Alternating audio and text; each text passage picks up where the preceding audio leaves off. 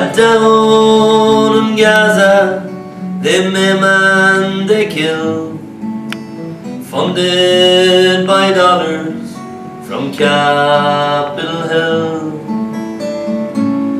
You can bulldoze their houses, you can tear up their land. Now look close, America, is there blood on your hands?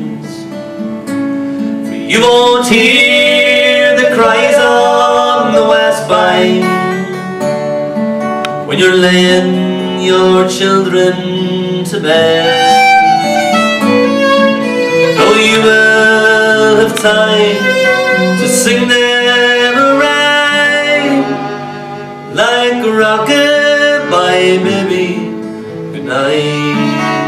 Oh, rocket, bye baby, good night. Oh, rocket, bye baby, good night.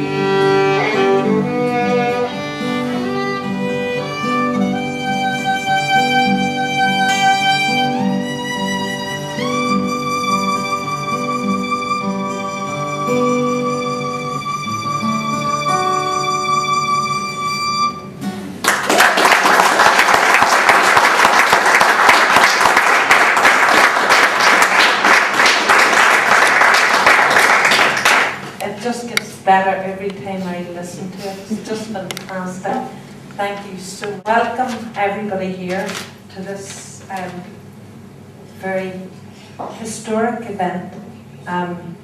We have John Hurson, who has just returned from the Viva Palestina convoy. It's a pleasure to have him back here to recall his experiences and his and the whole event. Then we started to get rounded up. There were 7 people that had been detained from the night before, and the deal was we weren't going to move until the 7 people were released. So when the 7 people were released and their passports handed back to us, everybody then decided, right, we'll get ready to roll on. So just basically then darkness fell, we started to roll the first of us out, and we got up to the gates of Rafah roughly in around 7 o'clock on the Wednesday evening. And the scenes there, whenever the gates opened and we got in, was just unbelievable. I mean, what I'd experienced the first time round was good, but this was even better. There was 10 times the crowd, and seeing old friends, the people that I'd met and knew well and kept in contact with for the first time, they had all made an effort to come down and see me and get pictures taken with the famous flag. And again, back to the same feelings the first time, that we had cared enough, and especially to come back to them and showing them that bit of solidarity, and that people on the other side of the world care about them and had given up their Christmases and had brought all this aid. So the next day then we got, that evening then, got up through, we covered a 20-kilometre journey, and it took over 3 hours to do it. There was minimum between 70 to 100,000 people had lined the streets on the way in. It was just this hero's welcome. It was, you can imagine what Rome was like the night in 03, whenever the open top bus came through. Well, this was like multiply that by 7, 8, the amount of the crowd that was there. And the feeling again, that solidarity that everybody had, they seen us as the heroes, but we were just, so humble. It was so humbling. We were going, no, but yous are the heroes. Yous have to live every day in occupation. We just get to come in and come out again. Yous have to put up with this every day. The reality is they are the true heroes. We just got a great opportunity to do what we did. So the next day we got all the vehicles all parked up. There's photograph, that's only part of them there. And we talk about some of the aid that went. There was close to, I think, on 50 ambulances. And, at night time in a convoy, and there's 50 ambulances with their sirens and lights going, it's a fairly impressive sight. And after a bit, you do get tired of the noise of it, but, it's a fantastic sight. And at that point, we got to hand over aid to, different people who brought different things for different charities and different hospitals. And so everybody was there to make sure that it was going to the different areas.